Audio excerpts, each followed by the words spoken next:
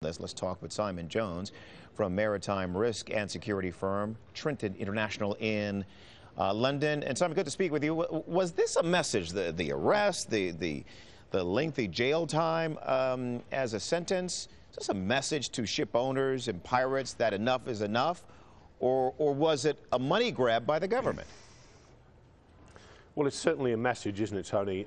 It's a little bit unclear, really, as to what sort of message the TFG are actually trying to send with this. It's quite confusing in that, currently the only way to get seamen and crew that are caught by pirates out of captivity is to pay a ransom. And the practice, unfortunately, has to take place in order to safeguard the security of those individuals. This particular incident, especially given the previous repetitive use of the facilities at Mogadishu to do this, does come as somewhat of a surprise, and it does make you wonder. So if you're a ship owner and you're getting the news of this, dealing with pirates to this point has certainly been a fact of life. What's the workaround? What's the workaround for a ship owner who faces the potential, if you don't already have a ship that is being held by pirates, you could see that happen at some point down the road. What then becomes your Mogadishu workaround?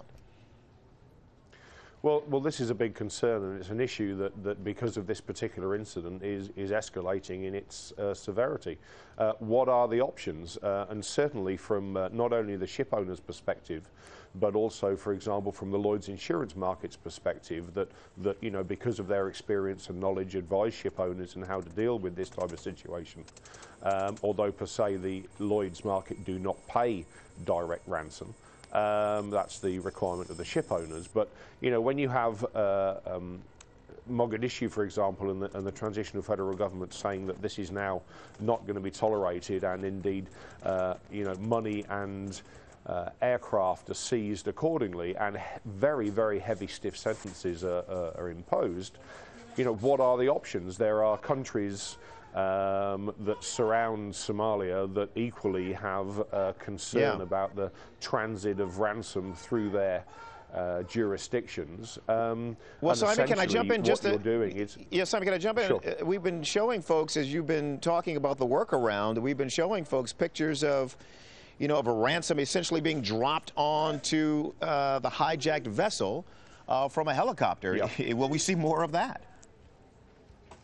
Yeah, I think certainly. It probably not necessarily from helicopter, but certainly longer range aircraft are now going to have to be used, and the dropping of ransom at sea or indeed on the captured vessels where the pirate gangs are is increasingly going to happen. If you can't use places like Mogadishu and other places in the region as a staging post to prepare and confirm that the money is ready and packaged in a way that you can drop it, as you've just seen, then they're going to have to do that from out of area, and that's going to increase the cost of having to do these operations. It's going to make the period of time for the crews on board the ships even longer, because the logistics has to increase. And at the end of the day, the only people that suffer here, other than, of course, these unfortunate individuals that have been sentenced, and our sympathies go out to the families of those people, but the only other people that are going to suffer